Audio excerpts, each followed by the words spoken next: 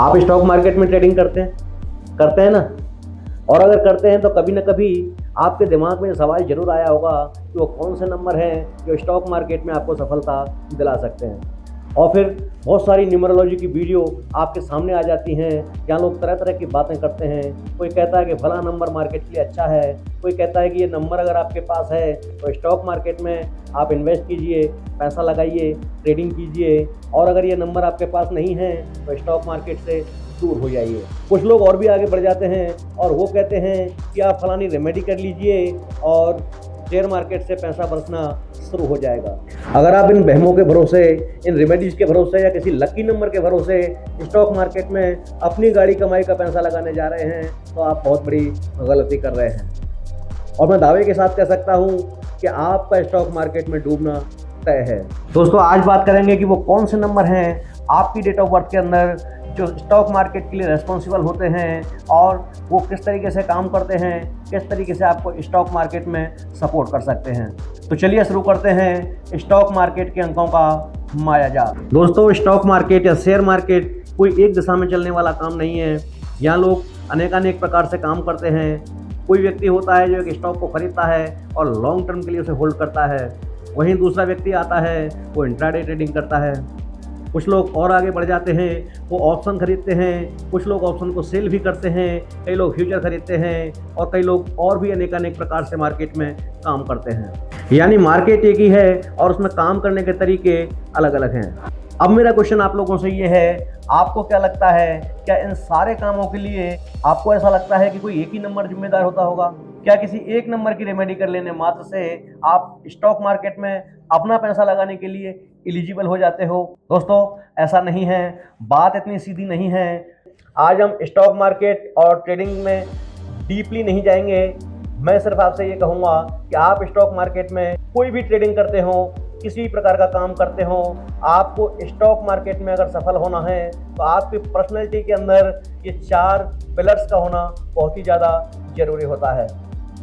और कौन से वो बुनियादी पिलर्स हैं जो आपकी पर्सनैलिटी में अगर होंगे तो आप सक्सेस हो सकते हैं, और उन बुनियादी पिलर्स को न्यूमरोलॉजी के अंदर कौन से नंबर हैं जो कंट्रोल करते हैं और कैसे कंट्रोल करते हैं, आज की चर्चा रहेगी इसी के ऊपर।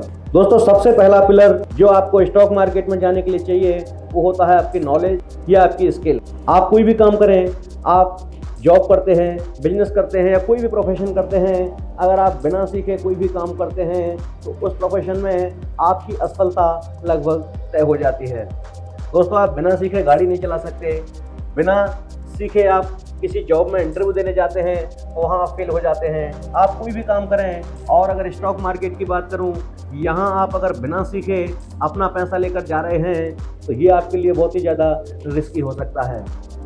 दोस्तों, आप बिना सीखे अगर मार्केट में उतर रहे हैं तो आप बिजनेस नहीं कर रहे हैं। ये कहा जा सकता है कि आप जुआ खेल रहे हैं, आप गैम्बलिंग कर रहे हैं, आप सट्टा लगा रहे हैं। और सट्टा लगाकर या जुआ खेलकर कोई भी व्यक्ति कभी अमीर नहीं होता, कोई भी व्यक्ति कभी कामयाब नहीं होता। आपको अगर कामयाब होना है, आपको मार्केट को सीखना पड़ेगा, उसकी नॉलेज लेनी होगी, वो स्किल्स आपको डेवलप करनी होंगी अपने अंदर जो आपको मार्केट के अंदर सफलता दिला सकती हैं। और नॉलेज और स्किल्स के लिए न्यूमरोलॉजी के अंदर हम 2 नंबर्स को देखते हैं। एक होता है नंबर 3 जो आपकी नॉलेज को दिखाता है, और दूसरा नंबर होता है नंबर 6। याद रखें, ये दोनों ही गुरु हैं, एक दूसरे के एंटी हैं। एक देवताओं के गुरु हैं, एक दैत्यों के गुरु हैं। लेकिन आज हम यहाँ ये बात नहीं कर रहे हैं कि कौन से गुरु क्या देंगे।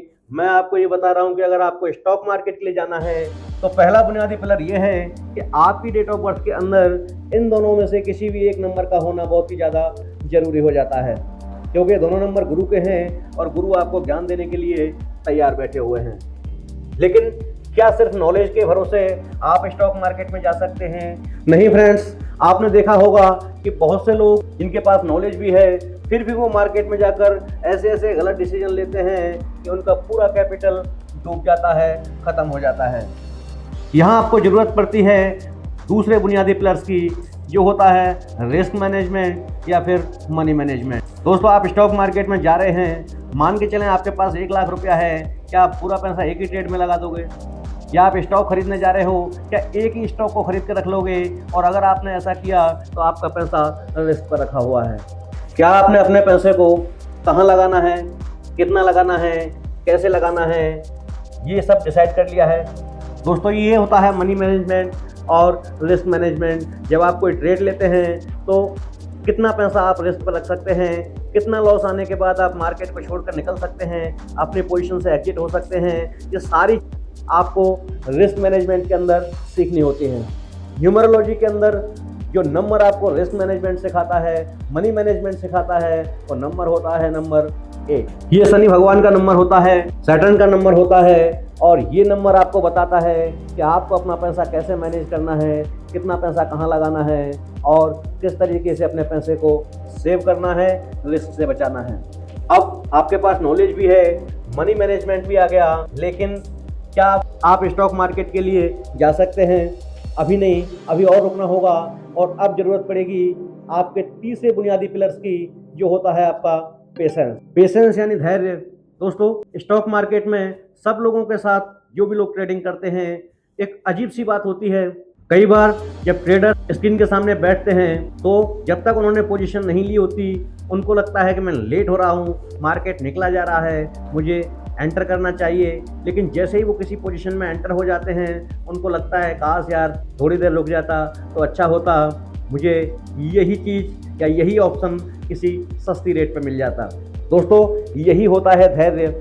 आप स्क्रीन के सामने जब बैठे हैं तो कितने टाइम आप खाली बैठ सकते हैं, अपने आप को कितने समय रोक सकते हैं। दोस्तों मार्केट के अंदर हर आने वाला मोमेंट मौका नहीं होता, कई बार धोखा भी होता है।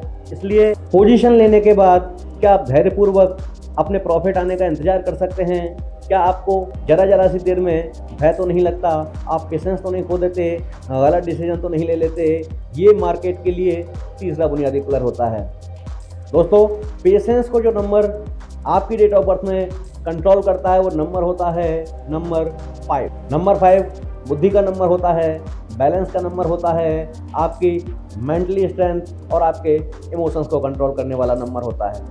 अगर आपके डेट ऑफ बर्थ में ये नंबर आ गया है तो हाँ, ये कहा जा सकता है कि आप काफ़ी हद तक एलिजिबल हो गए हैं मार्केट में जाने के।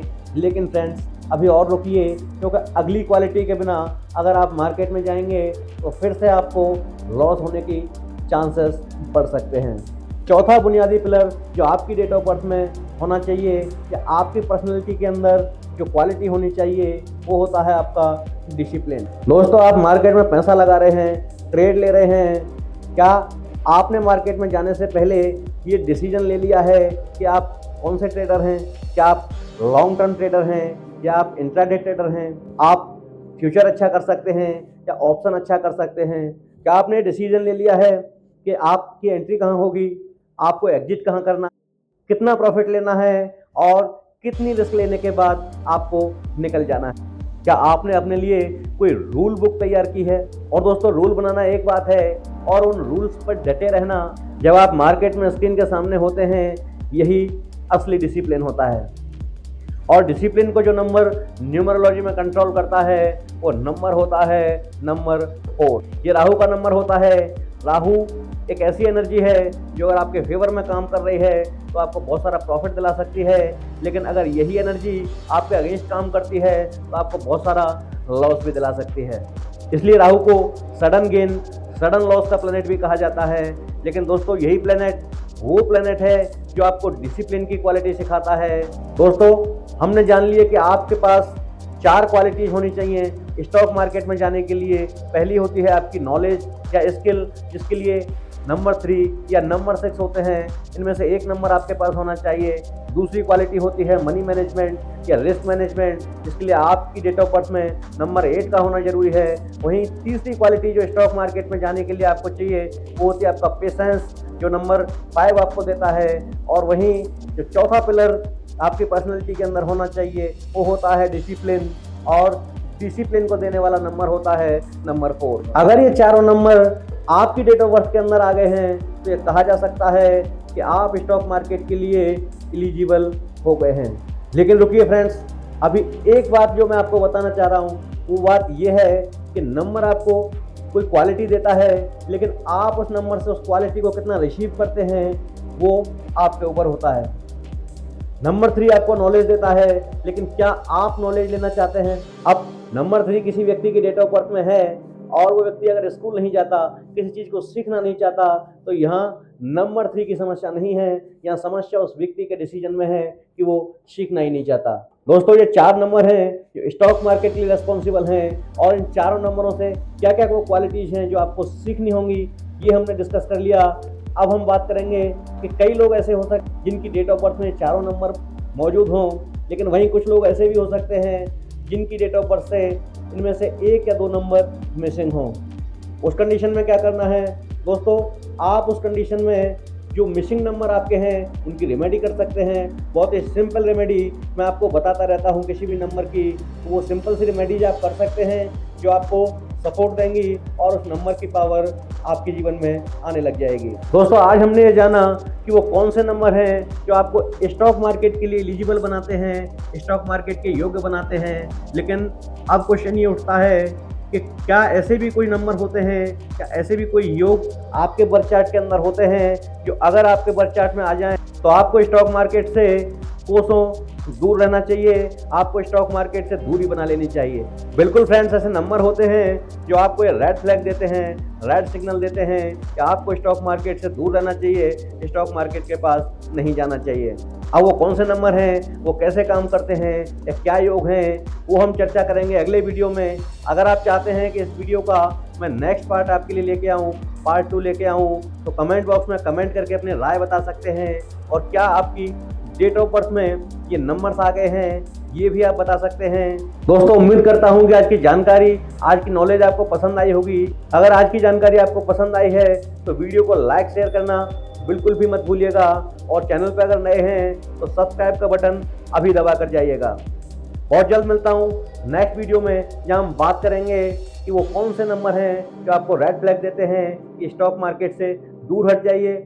और मैं वहाँ ये भी बताऊंगा कि अगर वो नंबर आपके पास आ गए हैं तो फिर भी उन नंबरों के बावजूद भी आप किस प्रकार से स्टॉक मार्केट से पैसा जनरेट कर सकते हैं। दोस्तों, आज के लिए इतना ही। जल्द मिलता हूँ उसी वीडियो में, तब तक के लिए जय हिंद, जय भारत।